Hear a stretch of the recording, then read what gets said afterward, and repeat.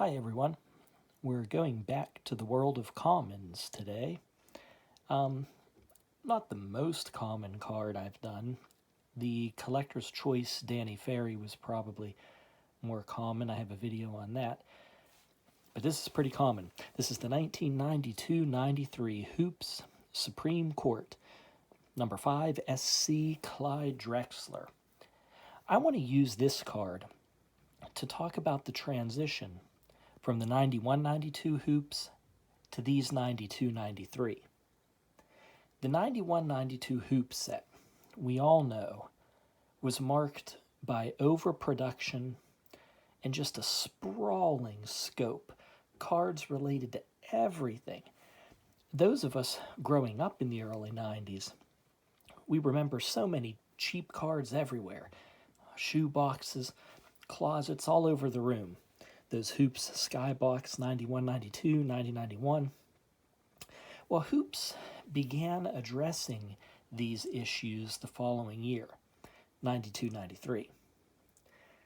Production was adjusted from about 1 million of those 91-92 sets to down around 617,000 for 92-93.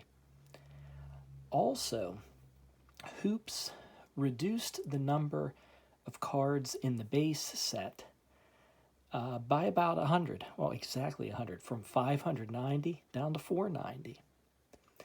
Part of this reduction in the base set involved these Supreme Court cards. See, in 92-93 Hoops, they extracted that Supreme Court subset from the base and they made them inserts. Now, there were still problems with the 92-93 hoop set. Series 2 was much smaller than Series 1. There was a real imbalance there. 140 cards in Series 2, 350 in the first series.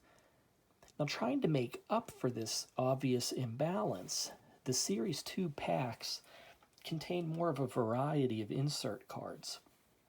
And these Supreme Court cards were one of those sets.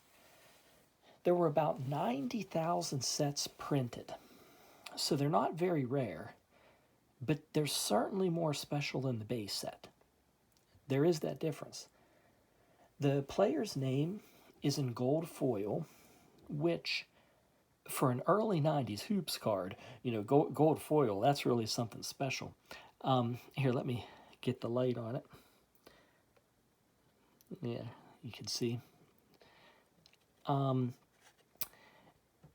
It says here on the front and the back, the fan's choice. On the back, see it's really large on the left there. I couldn't find how much say, quote, the fans really had in the selection of these players. I'm curious about that. But all 10 players in the set do seem like respectable picks. Other than that large context, there's really not too much to mention about this card specifically. The information they chose for the back was more narrative, less on the statistics side.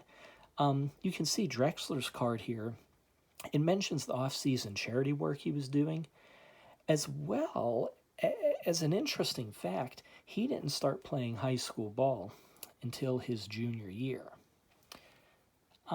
Yeah, and that's about all for this one. Just figured I'd use it to talk about, again, that transition from 91-92 to 92-93 with these NBA hoop sets. Well, I hope you enjoyed it. I'm going to talk to you later. Bye-bye.